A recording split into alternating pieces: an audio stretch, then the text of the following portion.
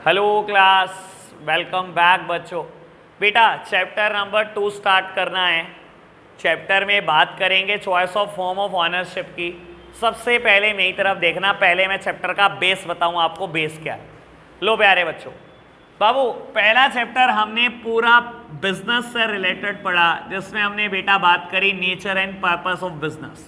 ठीक है ना, ये हमारा चैप्टर नंबर 1 है, जिसमें हम बेटा बेसिक बातें पढ़ी कि बिजनेस क्या होता है, बिजनेस रिस्क क्या होता है, बिजनेस प्रोफेशन एम्प्लॉयमेंट क्या है, बिजनेस की कैटेगरी सब कुछ पढ़ा। बाबू चैप्टर नंबर 2 और चैप्टर नंबर 3 किस बात से रिलेट करते हैं ये सुनना। बेटा बिजनेस प्राइवेट सेक्टर भी करता है, प्राइवेट सेक्टर आप और हम है बेटा, और बेटा बिजनेस गवर्नमेंट भी करती है, दैट मीन्स पब्लिक सेक्टर। बेटा गवर्नमेंट भी बिजनेस करती है और इंडिया में बेटा प्राइवेट सेक्टर भी बिजनेस करता है। बेटा जब बिजनेस गवर्नमेंट करती है, इसके लिए हमने चैप्टर 3 अभी पढ़ा था बेटा, कुछ दिन पहले। आपको याद होगा बेटा, जब गवर्नमेंट बिजनेस करती है तो 3 अलग अलग फॉर्म में करती है, याद है आपको बेटा? Departmental undertaking, statutory corporation, government company. ठीक है ना बेटा? और इसमें हमने एमएनसी, ज्वाइंट वेंचर और पीपीपी इन सब की भी बात की थी। बेटा जब प्राइवेट सेक्टर बिजनेस करता है तो बेटा ये 5 तरीकों से बिजनेस कर सकता है। ये मेरा पूरा चैप्टर 2 है, ठीक है ना बेटा?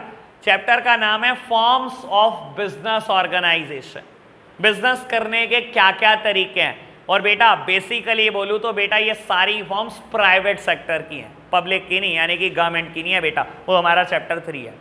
तो बेटा जब प्राइवेट सेक्टर बिजनेस करता है, आप और हम बिजनेस करते हैं, तो हम 5 तरीकों से बिजनेस कर सकते हैं मेरे प्यारे बच्चों, ठीक है ना? 5 तरीके हैं बिजनेस करने के। बेटा ऐसा हो सकता है आपने किसी 1-2 का नाम भी नहीं सुना हो तो टेंशन मत लेना बेटा। ऐसा हो सकता है कि हमने नाम सुना हो, हम जानते ना हो, तब भी टेंशन मत लेना, सब कुछ मैं बताऊंगा बिल्कुल बेस से। बेटा पहली फॉर्म ऑफ बिजनेस ऑर्गेनाइजेशन है सोल प्रोप्राइटरशिप, मेरा आज का मुद्दा यही है बेटा। सेकंड फॉर्म आपने नाम सुना होगा, बाकी बात आप कुछ नहीं जानते। सेकंड फॉर्म का नाम है बेटा पार्टनरशिप। थर्ड फॉर्म का नाम है बेटा कंपनी, नाम सुना होगा, जानते आप इसके बारे में भी कुछ नहीं बेटा। फोर्थ फॉर्म का नाम है बेटा HUF, प्यार से बोलता हूं HUF मतलब हिंदू अनडिवाइडेड फैमिली। बेटा कुछ लोग इसको ज्वाइंट हिंदू फैमिली भी बोलते हैं, लेकिन मैं बता देता हूं बेटा, इसको हम टेक्निकली फ्यूचर में हमेशा HUF ही बोलते हैं बेटा, ठीक है जी। और बेटा फिफ्थ फॉर्म है कोऑपरेटिव सोसाइटी। बाबू फोर्थ और फिफ्थ फॉर्म ऐसा हो सकता है कि आप जानते ही ना हो, आपने कभी नाम भी ना सुना हो, तो टेंशन मत लेना आप इस चीज की बेटा, ठीक है जी। स्टार्ट करेंगे हम सोल प्रोप्राइटरशिप से, और बेटा धीरे धीरे सारी फॉर्म करेंगे। चैप्टर कुछ बेटा 12 दिन लेगा, कम से कम 12 लेक्चर लेगा, ठीक है जी। पहले बात करूंगा सोल प्रोप्राइटरशिप की, सुनना बेटा। मैं कोई भी टॉपिक स्टार्ट करूंगा, मुझे क्या करना है, मुझे सबकी डेफिनेशन या मीनिंग में से एक चीज पे मेरे कोर्स में, ठीक है ना? जैसे कि सोल प्रोप्राइटरशिप की कोई डेफिनेशन नहीं है बेटा, मीनिंग मेरे कोर्स में। पार्टनरशिप की डेफिनेशन मेरे कोर्स में है, कंपनी का मीनिंग है। तो या तो बेटा मेरे कोर्स में डेफिनेशन है या मीनिंग है। तो सबसे पहले तो बेटा मीनिंग डिस्कस करना होगा मेरे को हर टॉपिक का। फिर बेटा मेरे कोर्स में फीचर भी हैं, मेरे कोर्स में एडवांटेजेस भी हैं, और मेरे कोर्स में डिसएडवांटेजेस भी हैं, ठीक है ना? हर एक की, यानी कि सोल प्रोप्राइटरशिप के फीचर, उसकी एडवांटेज, उसकी डिसएडवांटेज, और कम से कम लगभग 6 हेडिंग तीनों में, यानी कि एक टॉपिक में पहले मीनिंग, 6 फीचर, 6 एडवांटेज, 6 डिसएडवांटेज, फिर दूसरा 6, हाँ ऐसे गिनने लगोगे तो चैप्टर वैसे ही बहुत लंबा लगेगा, ठीक है ना? और इसके अलावा भी बहुत कुछ है, खाली यही टॉपिक नहीं है बेटा। पार्टनरशिप में टाइप्स ऑफ पार्टनरशिप भी है, टाइप्स ऑफ पार्टनर भी है, पता नहीं क्या क्या। ये चैप्टर बेटा अपने आप में पूरी जिंदगी काम आने वाला चैप्टर है आपके लिए, ठीक है जी। और बहुत मजेदार, मैं बोलता हूँ सबसे ज्यादा मजा अगर किसी चैप्टर को पढ़ाने में आता है, मुझे इस चैप्टर को पढ़ाने में बहुत मजा आता है, ठीक है बेटा? तो इस चैप्टर को बहुत आराम से समझ के चलेंगे बेटा। एक और नई बात जो आपके लिए बेटा, कई बच्चों के लिए नहीं है, कई बच्चों के लिए पुरानी है, हमेशा बोलता हूं बेटा, नेचर, फीचर और करेक्टरिस्टिक, ये तीनों एक ही वर्ड होते हैं, कोई कंफ्यूजन नहीं होनी चाहिए इसमें, ठीक है ना बेटा? ये तीनों एक ही वर्ड होते हैं। और बेटा मैं बोलूं एडवांटेजेस, मैं बोलूं बेटा इंपॉर्टेंस, और मैं बोलूं मेरिट्स, ये तीनों एक ही वर्ड होते हैं बेटा। ठीक है ना। ऐसे डिसएडवांटेजेस, लिमिटेशन और डीमेरिट्स, ये तीनों एक ही वर्ड होते, ठीक है ना।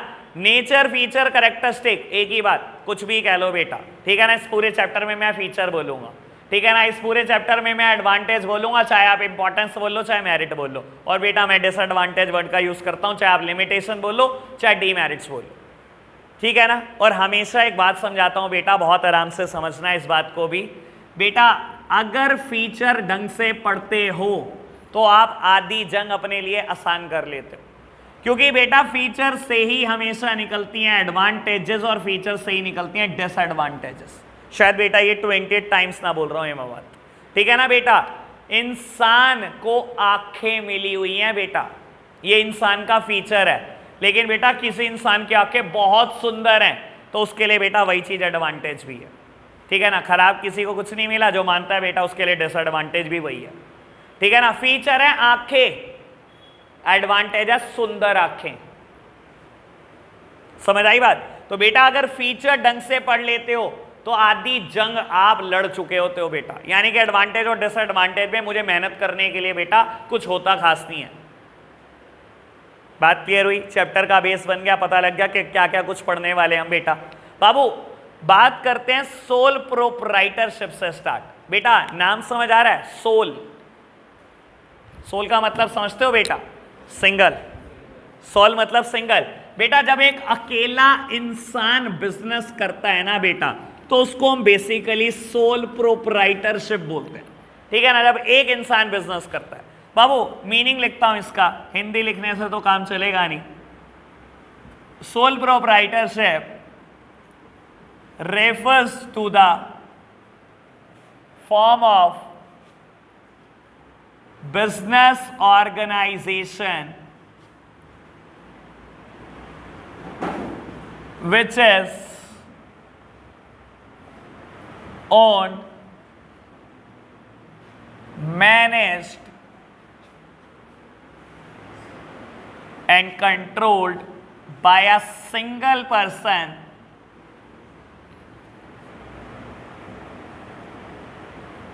who is recipient of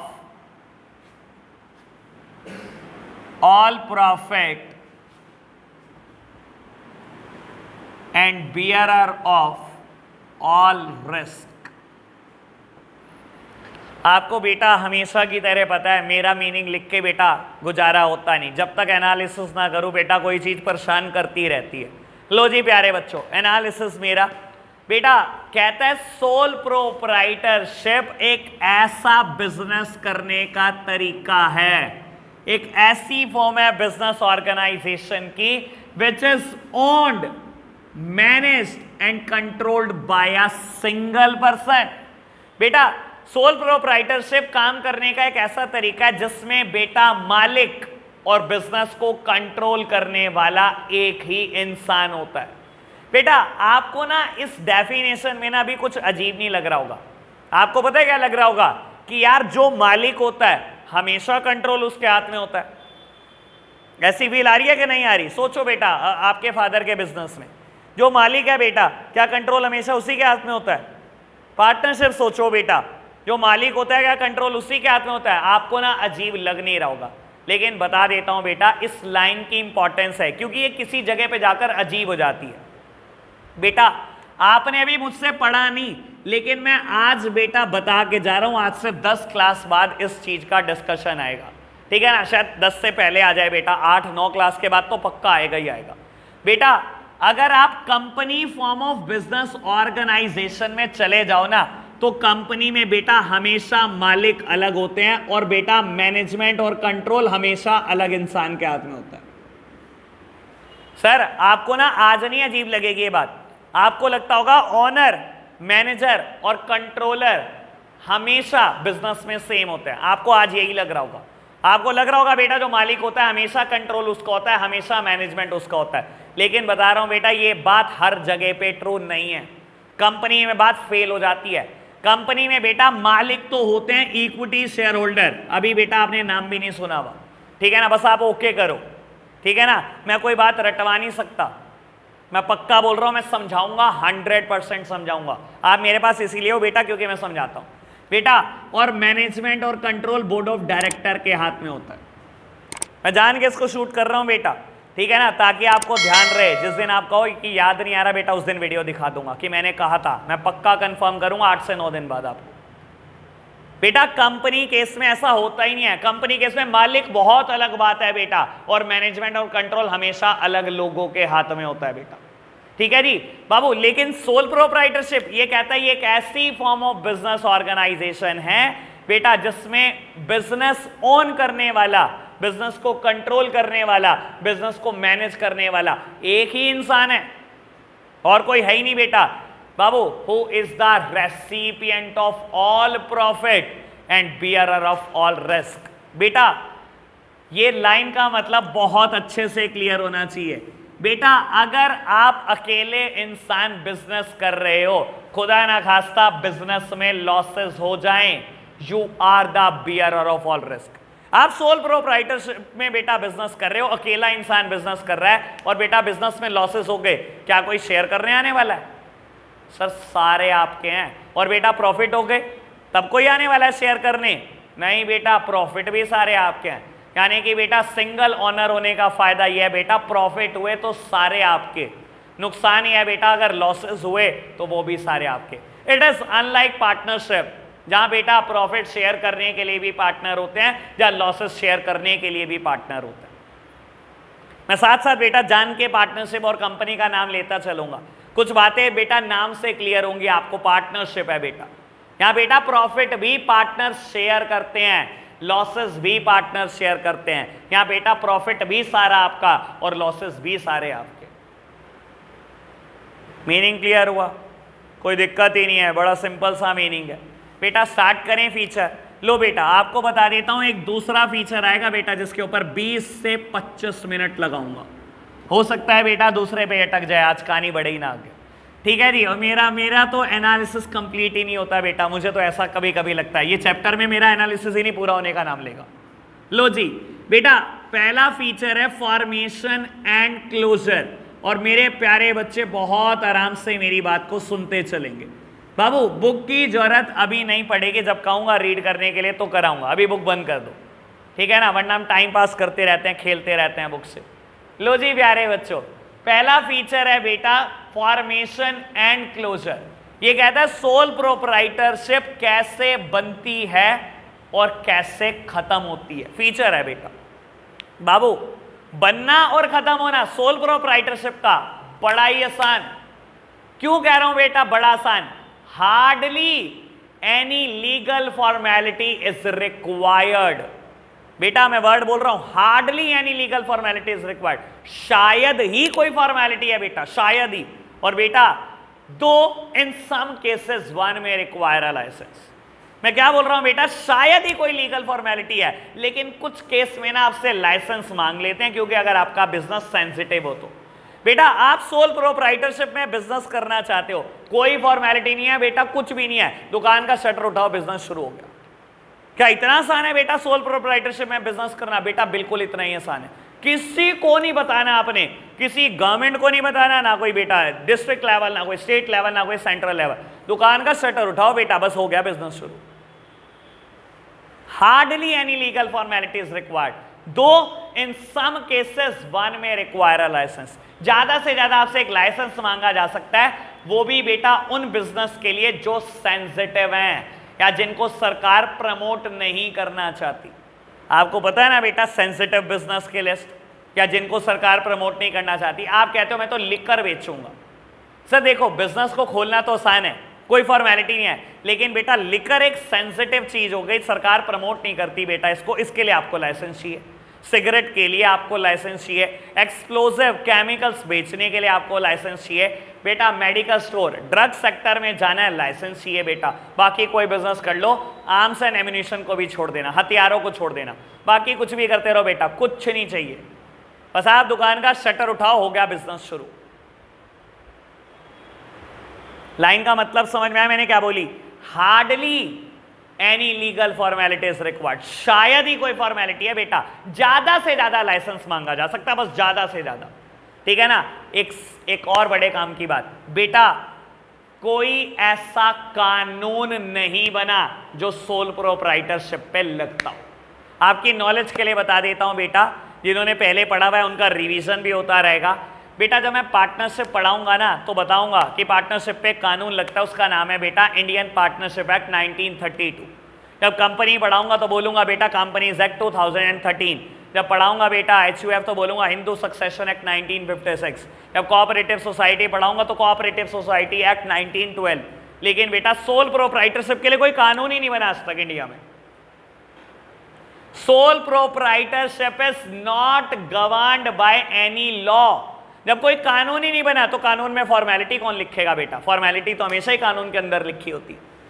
तो बेटा there is no separate law that governs the sole proprietorship. कोई कानून नहीं है, कोई फॉर्मेलिटी नहीं है बेटा, ज्यादा से ज्यादा लाइसेंस बस। और बेटा बिजनेस का क्लोजर, सर ये फॉर्मेशन से भी ज्यादा आसान। चलो फॉर्मेशन के टाइम पे लाइसेंस तो मांग लिया बेटा कुछ चीजों के लिए, बिजनेस बंद करना हो दुकान का शटर गिराओ बेटा, ताला लगाओ और कल से दुकान मत खोलना, हो गया बिजनेस बंद। किसी को कुछ नहीं बताना आपने। आपको एक बात बता देता हूं बेटा, यहीं पर क्लैरिटी देने के लिए बाबू, आपके कोर्स में ना 7th नंबर पे एक चैप्टर है फॉर्मेशन ऑफ अ कंपनी, कि कंपनी कैसे बनाई जाती है। और बेटा 22 पेज का चैप्टर है बेटा, 22 पेज में पता लगता है कि कंपनी कैसे बनती है। आपको बता देता हूं बेटा, क्लोजर ऑफ अ कंपनी कहीं चैप्टर नहीं है आपके पास, और गलती से होता ना बेटा, मैंने कब पढ़ा था बता देता हूं, CA IPCC में 150 पेज का चैप्टर है। कंपनी खोलना आसान है बेटा, बंद करने में पसीने आ जाते हैं, हाई कोर्ट की अप्रूवल चाहिए होती है बेटा, और कोर्ट मेरे लिए वेली तो है नहीं। तो सर सोचो सोल प्रोप्राइटरशिप का क्लोजर कितना आसान रखा, कंपनी में तो पसीने छूट जाते हैं। कितना आसान है, शटर गिराओ बताओ भी मत, हो गया जी क्लोजर। तो there is ease of formation and closure. क्या मैं ऐसा बोल सकता हूं कि सोल प्रोप्राइटरशिप बिजनेस शुरू करना भी आसान है बेटा और खत्म करना भी आसान है? क्लैरिटी है बेटा इस बात को लेकर? अभी तक बताओ, इतनी बात और कोई दिक्कत तो नहीं? रीड करें बेटा बुक से बात, एक एक हेडिंग पढ़ते चले जाएंगे, रीड करते चले जाएंगे बेटा। फटाफट से NCERT निकालना बेटा और रीड करके बताना हेडिंग। लो प्यारे बच्चों, कैसी कैसी बातें करते हो तुम यार। ओए निकम्मो 8-10 क्या यार, तुम कैसे गधे हो?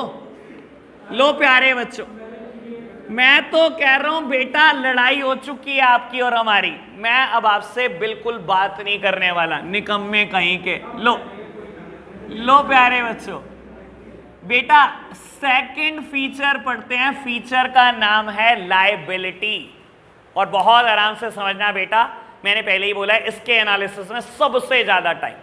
बाबू जब भी ये वर्ड दिखाई दे आपको फीचर में लायबिलिटी, मुझे हमेशा डिसाइड करना होगा दो चीजों में से एक बात को, कि आर्यन मुझे हमेशा डिसाइड करना होगा दो में से एक चीज, कि मेरे बिजनेस की लायबिलिटी लिमिटेड है या अनलिमिटेड है। लो प्यारे बच्चों, पहले मैं ये वर्ड क्लियर कर दूं कि मेरा मतलब लिमिटेड से क्या है, मेरा मतलब अनलिमिटेड से क्या, फिर बताता हूं सोल प्रोप्राइटरशिप में लायबिलिटी कैसी होती है। सब सामने देख रहे हैं मेरी तरफ। मान लो बेटा किसी इंसान ने बिजनेस शुरू करा, और बेटा जब बिजनेस स्टार्ट किया तो बहुत सारी एसेट्स लगाई, ठीक है ना। लेट्स सपोज के बिजनेस में टोटल एसेट्स उसने लगाई बेटा 20 लाख रुपए की, ठीक है जी।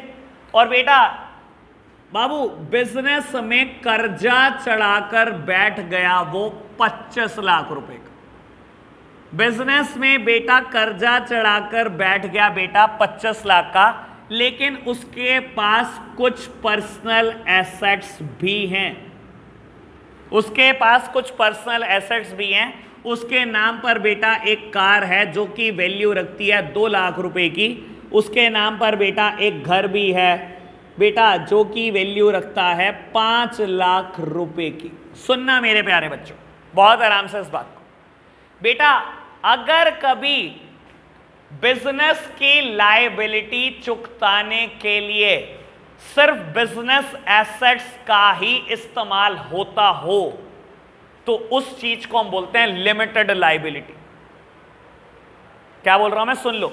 अगर कभी बिजनेस की एसेट्स का ही यूज हो बस खाली बेटा, बिजनेस की लायबिलिटी चुकाने के लिए आपकी पर्सनल एसेट तक बात ना जाए, तो बेटा उस टर्म को बोलते हैं लिमिटेड लायबिलिटी की, आपकी तो लायबिलिटी लिमिटेड है, लेकिन सोल प्रोप्राइटरशिप में बेटा अनलिमिटेड लायबिलिटी होती है। अनलिमिटेड का मतलब ही क्या है बेटा, सुनना, in case your business assets are not sufficient to meet the business liability, your personal asset could also be sold out. मतलब अगर आपकी बिजनेस एसेट्स, बिजनेस के कर्जे पूरे तरीके से ना चुका पाई, तो बेटा आपकी पर्सनल एसेट भी बेच देंगे, चाहे बेटा कोई भी हो। और ये बेटा कोर्ट बिकवाती है खुद से।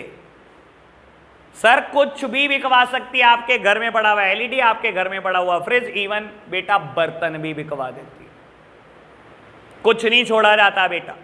समझ में आया बेटा, सोल प्रोप्राइटर में हैव अ अनलिमिटेड लायबिलिटी। यहां बेटा खाली बिजनेस एसेट्स तक बात नहीं पहुंचती बेटा, सब कुछ बिकवाया जाता है।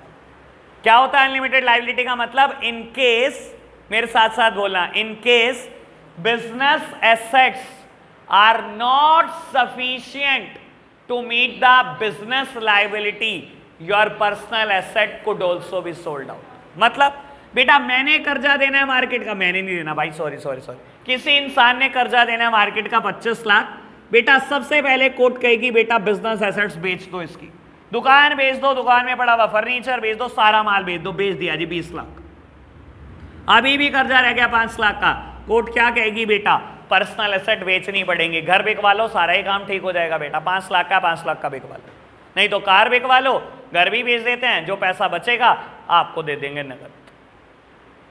यानी कि बेटा अगर आपकी बिजनेस एसेट, बिजनेस के कर्जे पूरे तरीके से नहीं चुकता पाई, तो बेटा आपकी पर्सनल एसेट भी जा सकती है। पहले बताओ इतनी बात समझ में आई, लेकिन 11th क्लास के बच्चे इतने सीधे थोड़ी होते हैं। मजा यार, ऐसे थोड़ी मजा आएगा यार, तुम कैसी कैसी बातें करते हो यार, अब आएगा मजा। तो क्या ये बात हमारी बुक में लिखी हुई है? नहीं लिखी हुई। क्या बेटा हमें पढ़नी है? क्यों नहीं पढ़नी बेटा, हमने क्यों छोड़नी, ठीक है ना। मेरे पास हो क्यों बेटा, आप उल्टी सीधी चीजें ही तो जानने के लिए हो बेटा। सीए का काम ही क्या होता है पता है ना आपको? हाँ है, हाँ हटा तो दिया भाई, घर ही तो हटाया। कार होनी जरूरी है, तेरे को पता है ऐसे गर्लफ्रेंड पटेगी नहीं, घर हो के नहीं हो, कार होनी देख बहुत जरूरी चीज है, ठीक है ना। ऐसे नहीं लड़की आएगी अंश तेरे पीछे, हैं यार। अभी करता हूँ यार अंश, धीरे धीरे करूंगा ना बात यार, ठीक है ना। मेरी तो लिटिल अंडरस्टैंडिंग है, तू सब बताता रही हो, गर्लफ्रेंड कैसे बनेगी अभी बताऊंगा। लो प्यारे बच्चों सुनना, अरे हाँ मेरा शिष्य ज्यादा ना बन तू, हर चीज में मेरा शिष्य, मेरा नाम लगा दिया करो। तो लो बेटा बाबू, in case business assets are not sufficient to meet the business liability, your personal asset could also be sold out. बेटा अगर आपकी बिजनेस एसेट इतनी नहीं है कि बिजनेस की लायबिलिटी चुकता पा रही है, तो आपका घर बार, आपकी कोई भी पर्सनल एसेट कोर्ट बेच देगी बेटा। ये तो बात समझ में आ गई, बुक में इतना लिखा हुआ है, चलो हो गया काम, ठीक है ना। अब आगे की बात बेटा, अगर पर्सनल एसेट बंदे के पल्ले हो ही ना, तो देना मार्केट का अभी भी 5 लाख, पर्सनल एसेट सिर्फ 2 लाख। कोर्ट ने सीधा सा कहना है लाओ एक किडनी, क्योंकि आप सिगरेट पीते हो, वो 3 लाख की जाएगी, लाओ जी बस हो गया काम। ऐसे सर देखो, अगर आपको लगता है आपके पास पर्सनल एसेट भी 2 लाख की बची है, कोर्ट पर्सनल एसेट कार भी बेच देगी।